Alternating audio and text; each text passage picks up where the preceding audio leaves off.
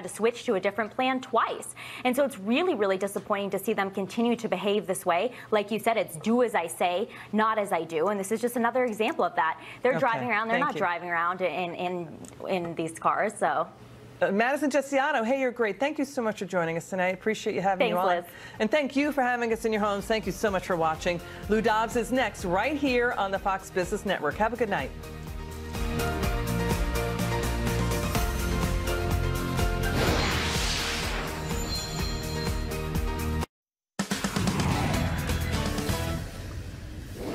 Good evening, everybody. This has been an historic day, and tomorrow promises to be as well. The Senate, and later tonight the Congress as well, will have passed what is an 1,159-page bill that is known innocuously as H.J. 31, appropriating monies for the Homeland Security Department, incorporating the Border Security Conference Committee's Border Security Compromise, so-called. That keeps the government running, no shutdown, if indeed President Trump does sign the legislation. The late hour of the congressional vote means the White House will take up the bipartisan, bicameral bill in all likelihood throughout tonight and prepare it for the president's signing tomorrow. We are told President Trump will sign the $333 billion legislation into law tomorrow morning and also sign an executive order. An executive order declaring a national emergency to begin to take dramatic steps to confront the crisis at our southern border. A national emergency. And importantly, President Trump's order means the border wall will be built. The president has gained as well important support from his own party to support his national emergency declaration. That support includes Senate Majority Leader Mitch McConnell. I've just had an opportunity to speak with President Trump, and he, I would say to all my colleagues, has indicated he's prepared to sign the bill. He will also be issuing a national emergency declaration at the same time. And I've indicated to him that I'm going to support the national emergency declaration. And as the Republicans rally behind President Trump, the leaders of the radical Dems, Nancy Pelosi, Chuck Schumer, seem shaken and unsure, and their remarks today protesting the president's action failed to note either presidential history or the simple, plain facts of it all. There is word the president will declare a national emergency. I hope he won't. That would be a very wrong thing to do. It's important to note that when the president declares this emergency, first of all, it's not an emergency. What's happening at the border? It's a humanitarian challenge to us. The president has tried to sell a bill of goods to American people. The president is doing an end run about Congress, about the power of the purse. No, it's not about the power of the purse. It's about the Constitution and the National Emergencies Act of 1976. We'll take up that history and the law here tonight. President Trump clearly on the right side of both.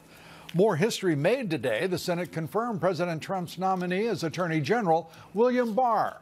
Barr now faces among his first tests as the nation's top law enforcement official whether he will open investigations into the illegal surveillance against a presidential candidate, against a president, and intervention in a presidential campaign and election, and ultimately the attempted overthrow of a duly elected president of the United States. The top of the FBI and Department of Justice was ridden with political corruption. Former acting FBI Director Andy McCabe, who supported, as apparently did most of the FBI and DOJ leadership, Hillary Clinton, and who admits setting in motion much of the fabricated and politically motivated investigations of fictional Trump-Russia collusion and equally outrageous claims of obstruction of justice. I was speaking to the man who had just run for the presidency and won the election for the presidency, and who might have done so with the aid of the government of Russia, and that was something that troubled me greatly. McCabe outselling his book, making the rounds. He still claims his innocence. You may have noted the tone that he took. This is the chair of the Senate Intelligence Committee, Richard Burr, now confirms and backs the President of the United States. Senator Richard Burr declaring there is absolutely no evidence whatsoever of the fraudulent collusion narrative, a narrative constructed entirely by the Department of Justice and the FBI in their efforts to destroy President Trump. Tonight, we take up what has been another very good day for President Trump and the nation. With us tonight, top Republican strategist Ed Rollins, Fox legal analyst Greg Jarrett, senior fellow at the Center for the National Interest Christian Whiten, the Heritage Foundation's Hans von Spakovsky, among our guests here tonight. Our top story, without question, what has been a very good day at the White House. President Trump now in his 755th day in office. He is building political momentum by the day now toward 2020. Chief White House correspondent John Roberts has more tonight from the White House. In a statement, the press secretary saying he was taking the emergency action to ensure we stop the national security and humanitarian crisis at the border. The president is once again delivering on his promise to build a wall, protect the border, and secure our great country. In a joint statement, the Speaker of the House and Senator Chuck Schumer said declaring a national emergency would be a lawless act, a gross abuse of the power of the presidency. The precedent that the president is setting here is something that should be met with great unease and dismay by the Republicans. And of course, we will respond accordingly when we review our options. First, we have to see what the president actually says. The way it all played out was exactly what South Carolina Senator Lindsey Graham suggested more than a month ago. There's some things in there that are good for border security, and let him march toward filling in the gaps by executive action. The spending bill gives the president $1.37 billion for pedestrian fencing in the Rio Grande Valley sector. But there are also restrictions that the president is bristling at. The bill stipulates that border wall cannot be built in several areas, including the National Butterfly Center west of McAllen. And it puts significant handcuffs on the president's discretion to make changes in spending. There are 354 instances in the bill where the phrases "none of the funds," "none of these funds," and "none of the amounts" are used to place restrictions on how the money can be used or moved around. Declaring an emergency may allow President Trump to move some money around from other departments to add to wall construction. It will almost certainly land him in the courts, but he will be able to tell his base he did all he could to make good on his central campaign promise. The House Speaker said it also sends a message to the Democratic base. If the president can declare an emergency on something that he has created as an emergency, an illusion that he wants to convey, just think of what a president with different values can present to the American people. White House officials say their attorneys have been looking at the ins and outs of an emergency declaration for weeks now. And while they do expect that this will end up in the courts and likely in the Ninth Circuit Court of Appeals jurisdiction, Press Secretary Sarah Sanders today said the White House is very prepared for a legal challenge. Lou? As they well should be. John Roberts at the White House. Thank you, John. Well, joining us tonight to take up all of this, Heritage Foundation Senior Legal Fellow Hans von Spakovsky. Great to have you with us, Hans. Former Reagan White House Political Director, Fox Business Political Analyst Ed Rollins. And good to have you, as well as James Freeman, Assistant Editor at the Wall Street Journal, Fox Business Contributor. Hans, let's start with you. Nancy Pelosi ignoring, if we could put up quickly a full screen here of the number of national emergencies that have been declared by presidents, of which there are 31 still active. By the way, as Nancy Pelosi talked about for the base, the Democratic base, that they'll find out what they can do with emergencies, they weren't paying attention when President Obama himself declared 12 such national emergencies. The national emergency is clearly within the power of the President of the United States. Well, yeah, in fact, Congress passed a statute, as you mentioned, in the mid-1970s that lays out the procedures for this. And, you know, that statute leaves it well within the discretion of the president to determine what is a national emergency. And I got to tell you, I think Nancy Pelosi has lost touch with reality if she doesn't think that the huge amounts of illegal drugs coming across the border, like fentanyl, which is now the leading cause of of overdose deaths in the United States, and the tens of thousands of illegal aliens constantly crossing over the border. If she doesn't think that's a crisis, like I said, she's lost touch with reality. And losing, importantly, a political battle, because that is what this has all been about, Ed Rollins. This is a party that is coming behind, forming up behind President Trump. He is gaining before our very eyes momentum. You know, I mentioned this is his 755th day in office. Guess how many days he's been under investigation by either committees, the FBI, or the special counsel? 755 days. Probably another week or two before that. We know months before that. Months before that. But the reality is that he is gaining political momentum. The party is forming up behind him. The law is on his side. History is on his side. This is looking very good for the country to have a leader who finally is emerging from what has been an assault by the left and the fake news media. And as he gets stronger, the Democrats get weaker as they basically see who can get furthest to the left, and there are 20-some-odd candidates. This is a very important decision for this president to have made today, and it's obviously the wall is a critical factor in stopping an emergency. And as you said, there has been 58 times since the bill was passed in 1976 that we've had national emergencies. I actually oversaw the office, the Intergovernmental Office, when I was in the Reagan White House, which he did it 6 times, Clinton did it 17 times, Obama did it 12 times, George W. Bush did it 13 times. So it's not like there hasn't been national emergencies in the past. And this national emergency, James, great contested debate for years now over immigration, illegal immigration, and border security. The declaration of the national emergency and the president's action, this will settle part of that debate. That is, that there will be border security. It's I think, it's just breathtaking to many that there would be a debate about a superpower, any nation, that would not be automatically defending its borders. Well, he obviously has not been able to persuade a majority in the Congress. They don't agree at the moment, even though they may have said earlier it was a crisis. They don't agree at the moment. And so you'd like this to go through the normal legislative process. But why would we? The normal legislative process has been a disaster. We have been watching this since 1986, when amnesty was passed. We have seen border security erode. We've seen lives devastated and destroyed by drugs that are coming across methamphetamine, marijuana, heroin, cocaine, fentanyl. The majority of those deadly drugs, 70,000 opiate overdoses a year.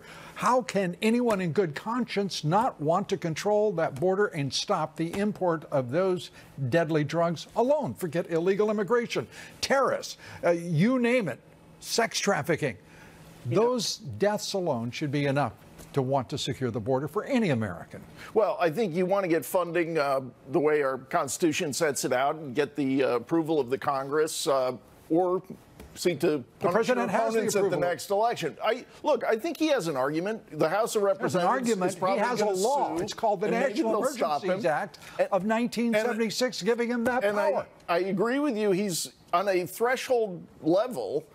The inability to defend a border, to maintain the integrity of a border, does seem like national security. Does that seem like you'd be a little concerned about a president who didn't want to protect the national sovereignty? Well, you do have to be concerned about a precedent. We saw Bill Clinton declaring 17 national emergencies. Do you want to expand the ability of a president to do that?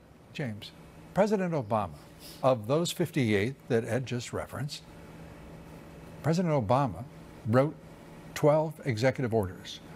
3 orders already by this president. 31 of those executive orders over those administrations are still active, which means succeeding presidents have had to sign those every 6 months in order to keep them in effect. Right. This is a historical precedent. It is, without question, his lawful prerogative to issue such an executive order. We're going to take this up in greater detail, the politics of it, the economics of it as well. Importantly, all 3 of our panel tonight will be back with us as we continue to discuss what has been a great day for America and a great day for this White House. Up next, the coup d'etat was real. The effort to overthrow a president, to intervene in a presidential election. Former FBI Deputy Director Andrew McCabe admits the plot to undermine this president began almost immediately, part of it after James Comey was fired, much of it long before that. We take that up after the break. Fox legal analyst Greg Jarrett joins us next. Stay with us. CBS News that he opened an investigation of obstruction of justice targeting President Trump. And he says he and other politically corrupt members of the Justice Department leadership held talks about actually removing the president from office and invoking the 25th Amendment. I was very concerned that I was able to put the Russia case on absolutely solid ground in an indelible fashion, that were I removed quickly or reassigned or fired, that the case could not be closed or vanish in the night without a trace. I wanted to make sure that our case was on solid ground. Wow. His case on solid ground. The president responded to McCabe. He tweeted this today, saying, disgraced FBI acting director Andrew McCabe pretends to be, quote, a poor little angel, when in fact he was a big part of the crooked Hillary scandal and the Russia hoax, a puppet for leaking James Comey. IG report on McCabe, devastating part of the insurance policy in case I won, said the president. The president has to be just absolutely beside himself in watching this, but in another quarter, also rejoicing in the fact that the truth is emerging. The opportune moment. A couple of years earlier would have been better, I acknowledge. Joining me now, Greg Jarrett, Fox Business legal analyst. Great to have you with us. This is riveting. This is revelatory. McCabe, I love the tone he's taken. He looks like a teenage Boy Scout there. I can't imagine that he would try to overthrow the President of the United States, would bear witness to Rod Rosenstein actually wanting to invoke the 25th Amendment, actually willing to wear wire to take down a president. Think about this. Every American should be frightened that a handful of unelected individuals in law enforcement thought they knew better than the American public that elected Donald Trump. And so they plotted in an illegal, illicit scheme to depose President Trump, to overthrow him, the equivalent of a coup, because they didn't like the man or his policies. There was That's not frightening. one, and to put it, I think, into just a little different context, there were no facts for them to make the assumption that there was any possibility that there was collusion. It was a phony, trumped up, excuse the expression, narrative that they used to go after the President of the United States. Well, the Russia hoax is now disassembling, and we're beginning to peel back the layers of the onion and finding out the level of corruption, which is really quite astonishing.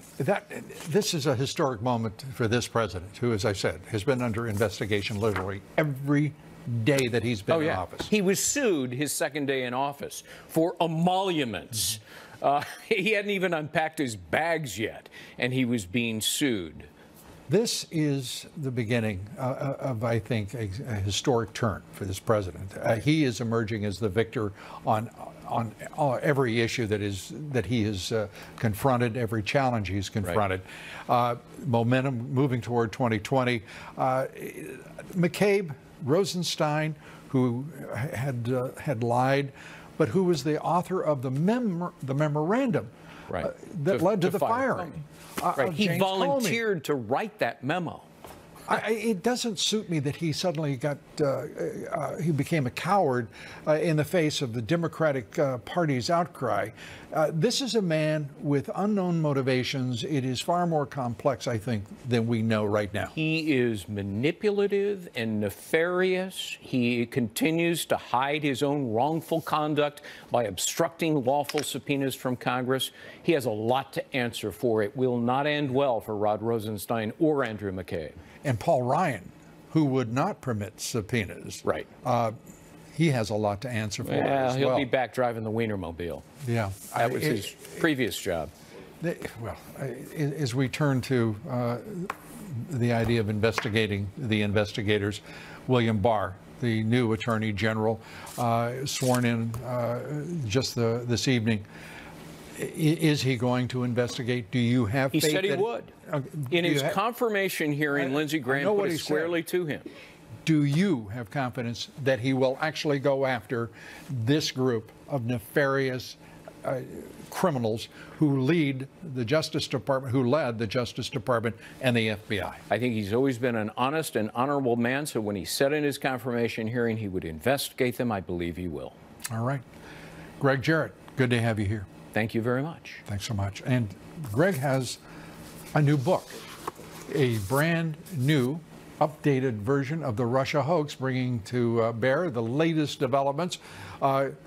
He's going to be doing several of these because this thing is really taking off now. We recommend it to you highly. The Russian hoax. Greg Jarrett, thank you. Up next, the left-wing national media in hysterics tonight over the president's plan to declare a national emergency.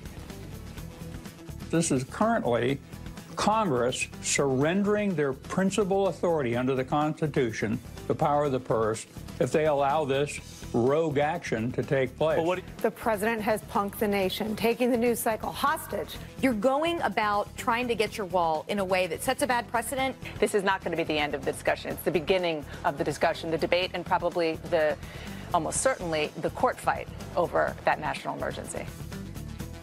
We'll have a lot more on that, like the facts, the history, the Constitution. Ed Rollins joins us here next. But before we go to break, a look at the $22 trillion U.S. national debt. It's official. We're going places we've never been before. 22 trillion plus and rising quickly. We're coming right back. Stay with us. Federal government gave them for that now defunct high-speed rail project between L.A. and San Francisco. Get this.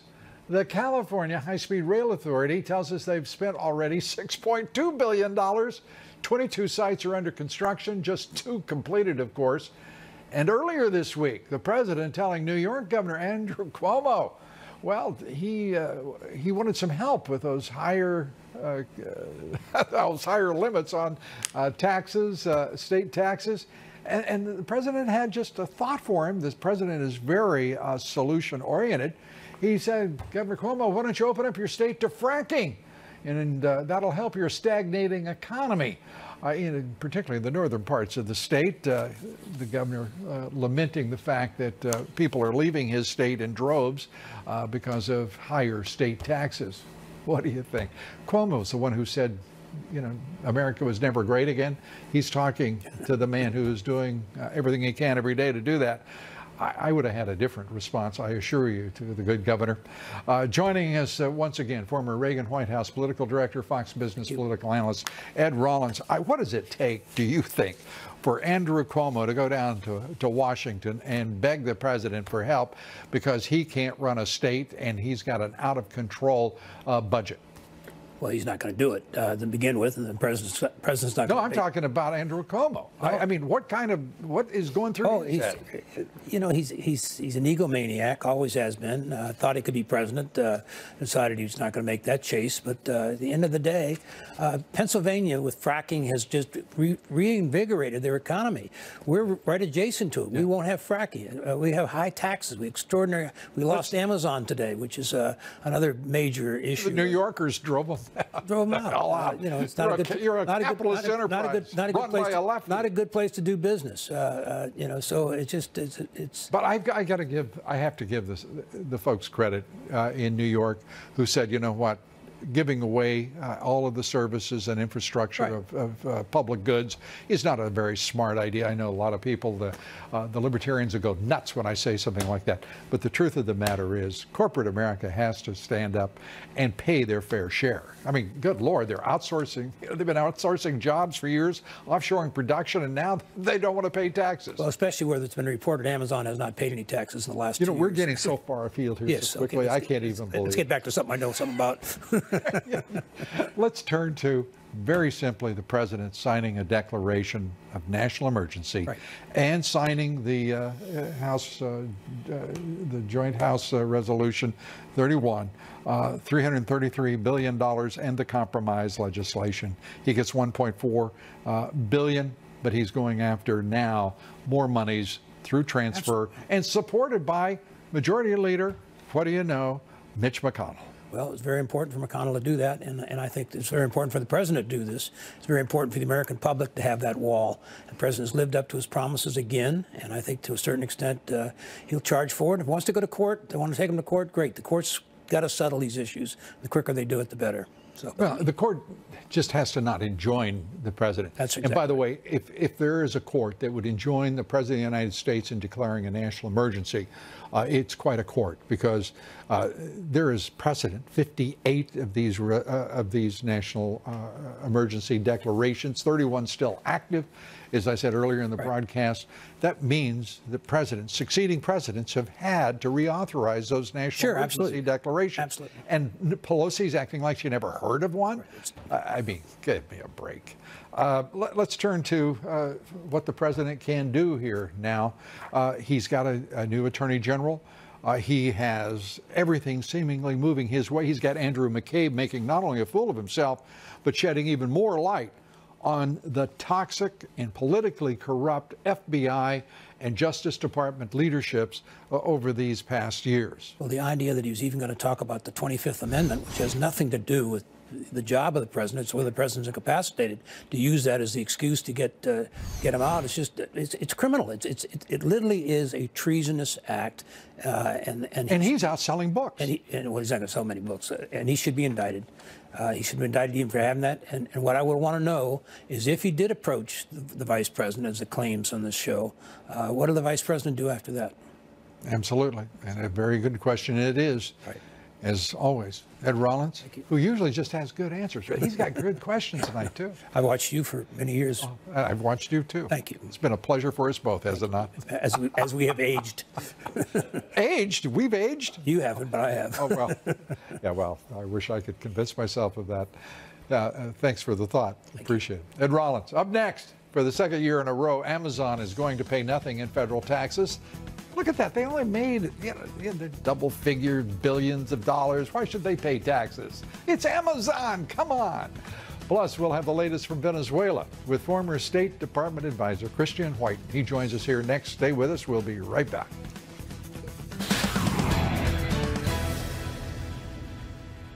All money managers might seem the same, but some give their clients cookie cutter. But in Venezuela, Nicolas Maduro telling the Associated Press that he won't resign despite pressure from the Trump administration, its allies, and of course the people of Venezuela. Maduro says he's invited U.S. envoy Elliot Abrams to go to Venezuela after the two held, according to Maduro, secret meetings in New York.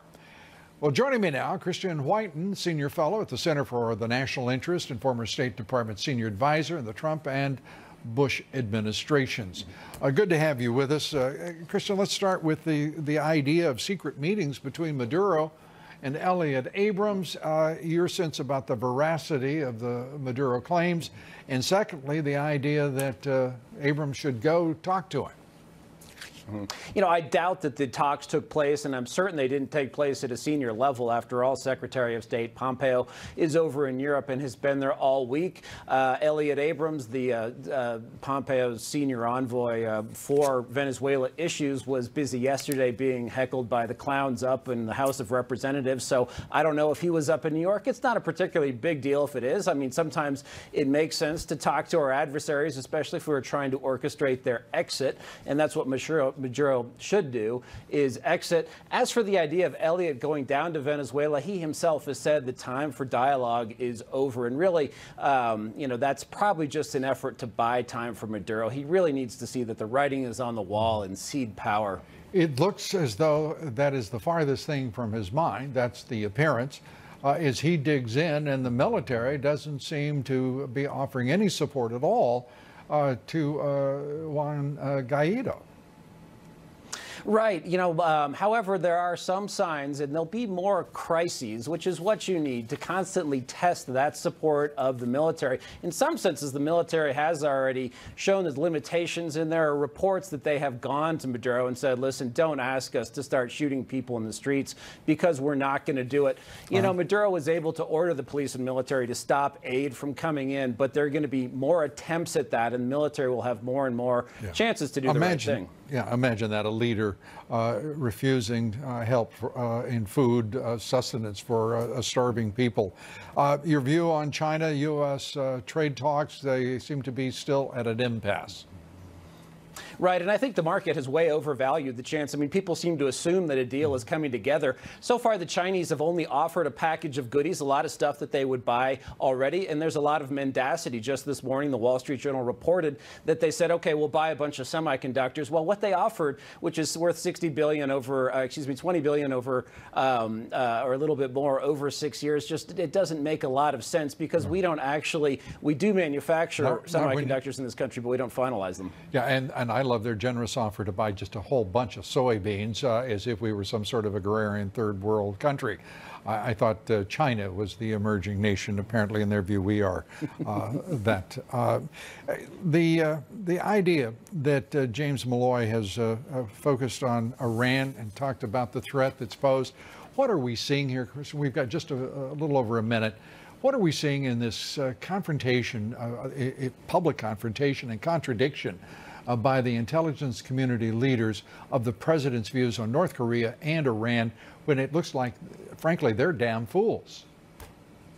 Right. Now, the president has done a remarkable job. He's stuck to his guns, and we see this week in Europe. Pompeo is over in Warsaw, in Poland, and they have orchestrated just a coming together of a great number of nations concerned about the Middle East, but really concerned about Iran as the primary force of evil there. And that stands in contrast to our supposed good buddies, the French, the Germans, and even the British, who have been working against us on this. What Pompeo has done is shown very differently that New Europe and the rest of the world is on our side. Christian White, always good to have you here. Thanks so much. Thanks, Lou. Up next, William Barr is officially our Attorney General. Will he clean up the corrupt Department of Justice and FBI leadership? We'll take that up with former DOJ lawyer Hans von Spakovsky. He joins us in just a moment.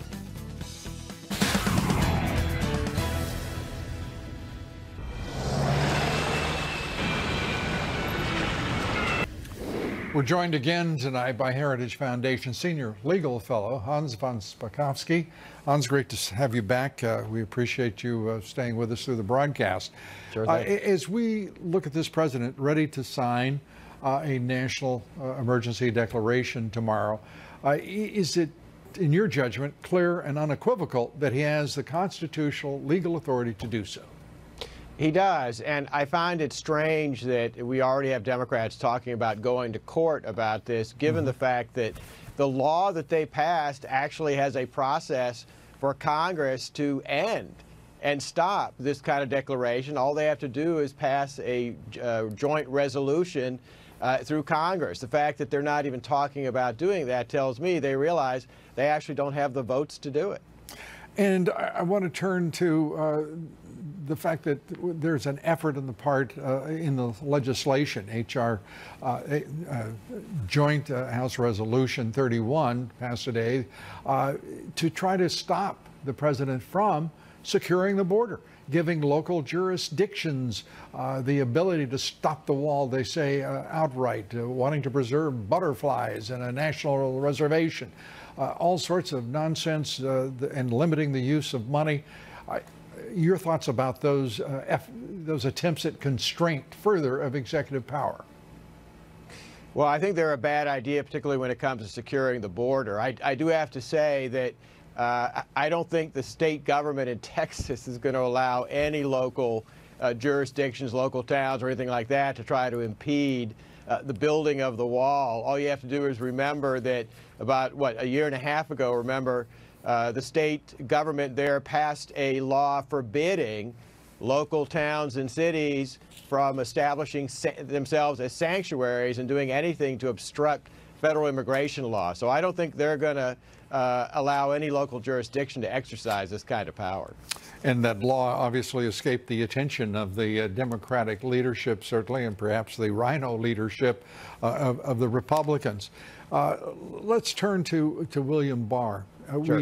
We have had what seems to me to be an outright confession on the part of Andrew McCabe of his crimes against the country.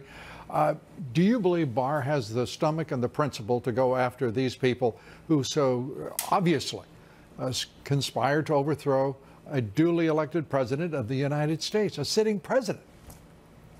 You know, I think he does. All you have to do is contrast his prior stints at the Justice Department, particularly as the Attorney General, one of highly ethical, very professional.